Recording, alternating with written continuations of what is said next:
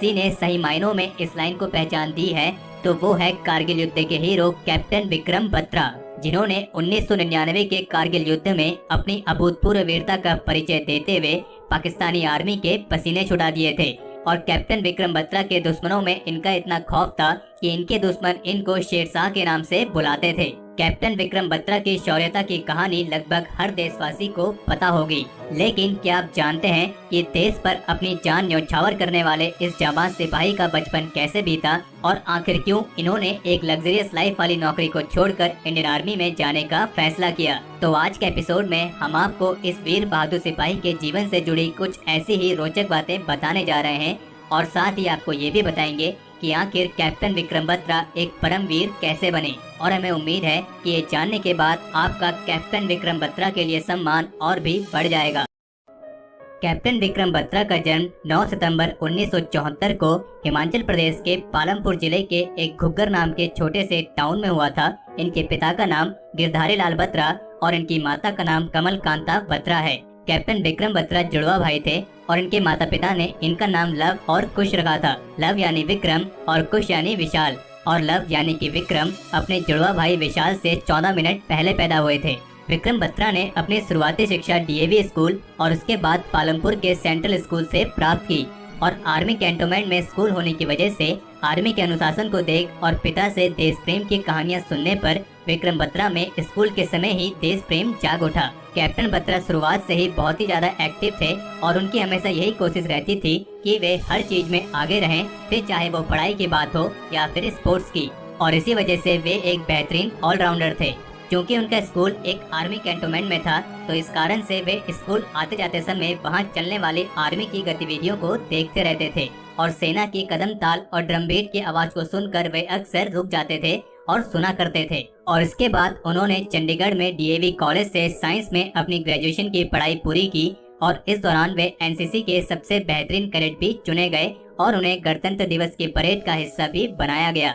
विक्रम बत्रा जब ग्रेजुएशन कर रहे थे तो इसी दौरान उनके द्वारा मर्चेंट नेवी के लिए दी गई परीक्षा का परिणाम आया और उन्होंने ये परीक्षा पास कर ली थी और कुछ ही दिनों में उनका नियुक्ति पत्र भी आने वाला था और वे पोलैंड जाने के लिए भी सारी तैयारियां कर चुके थे।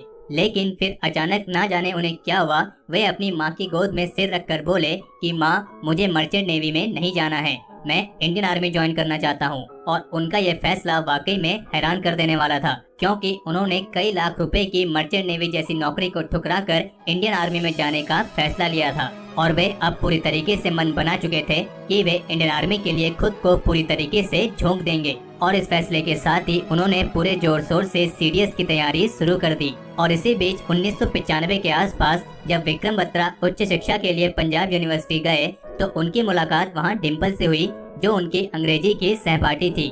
और धीरे धीरे इन दोनों की दोस्ती प्यार में बदल गई और बात शादी तक पहुंच गई। लेकिन फिर इसके बाद जिंदगी में एक ऐसा मोड़ आया जिसके बारे में दोनों ने कभी नहीं सोचा था, क्योंकि असल में अपने रिश्ते के 1 साल बाद ही यानी 1996 में विक्रम बत्रा को आर्मी में सिलेक्शन के लिए इंडियन मिलिट्री एकेडमी देहरादून के लिए बुलाया गया और उसके बाद वे ट्रेनिंग के लिए इंडियन मिलिट्री एकेडमी चले गए। और फिर 6 दिसंबर 1997 को ट्रेनिंग पूरी होने के बाद उनको जम्मू के सोपोर नामक स्थान पर आर्मी की 13वीं जम्मू कश्मीर राइफल्स में लेफ्टिनेंट के पद पर नियुक्त किया गया।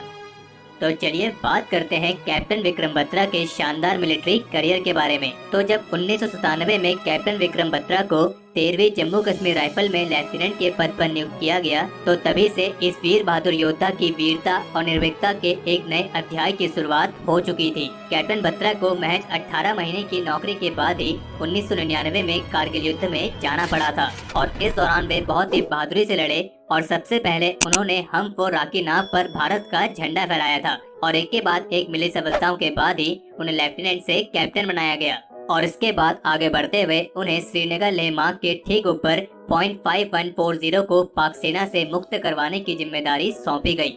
हालांकि ये चैलेंज आसान बिल्कुल भी नहीं था, लेकिन कैप्टन बत्रा उन इंसानों में से थे जो कठिन से भी कठिन चैलेंज को एक्सेप्ट करने की हिम्मत रखते थे और इसी हिम्मत के कारण कैप्टन बत्रा अपने साथियों के साथ इस चोटी पर कब्जा करने में कामयाब रहे। और जब .5140 पर जीत हासिल करने के बाद कैप्टन बत्रा से उनकी प्रतिक्रिया ली गई तो उन्होंने जवाब दिया, ये दिल मांगे मोर। और बस यहीं से इन लाइनों को एक अलग पहचान मिल गई।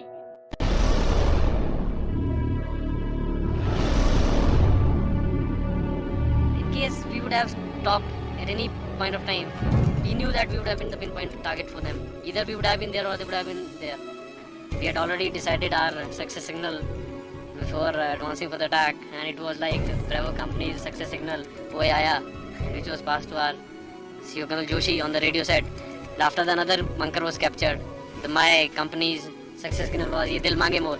The guys were so highly charged up that they were wanting that some more bunkers should have been there, and we would have got the more chaps.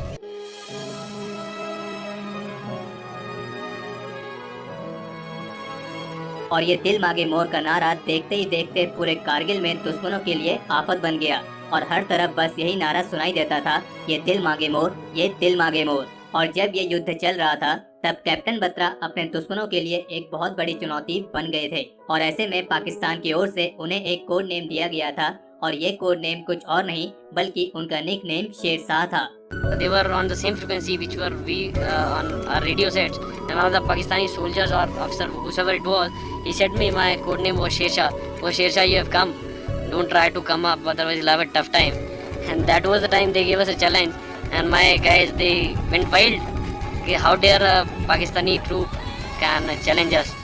और फिर 20 जून 1999 को महत्वपूर्ण .5140 पर जीत हासिल करने के बाद .4875 को कब्जे में लेने का अभियान शुरू किया गया और इसकी बागडोर भी कैप्टन विक्रम बत्रा को ही सौंपी गई और उन्होंने अपनी जान की परवाह न करते हुए लेफ्टिनेंट अनुज नैयर और अपने अन्य साथियों के साथ इस अभियान को भी पूरा करने की जिम्मेदारी स्वीकार की। और इस अभियान पर जाने से पहले कैप्टन बत्रा ने 16 जून को अपने जुड़वा भाई विशाल को द्रास सेक्टर से एक चिट्ठी भी लिखी थी जिसमें उन्होंने लिखा था कि प्रिय कुश, माँ और पिताजी का ख्याल रखना और यहाँ कुछ भी हो सकता है।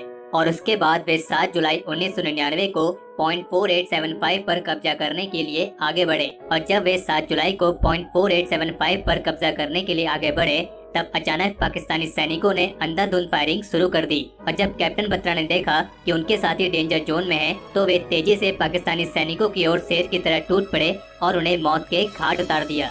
और इस दौरान कैप्टन बत्रा ने कई सारे दुश्मनों को मार गिराया। ये मिशन भी लगभग पूरा हो चुका था, लेकिन इसी बीच कैप्टन बत्रा की नज़र अपने जूनियर साथी लेफ्टिनेंट नवीन पर पड़ी जो कि एक विस्फोट में बहुत बुरी तरीके से जख्मी हो गया था। और इसी बीच विक्रम बत्रा जब अपने साथी को कंधे पर लेकर आगे की ओर बढ़ ही रहे थे तभी एक छिपे हुए पाकिस्तानी सैनिक की गोली उनकी छाती में आ लगी, लेकिन इसके बावजूद उन्होंने अपने साथी को सुरक्षित जगह पहुँचाया और बचे पाकिस्तानियों पर टूट पड़े और अपनी आखिरी सांस लेने से पहले वे तिरंगा लहरा चुके थे।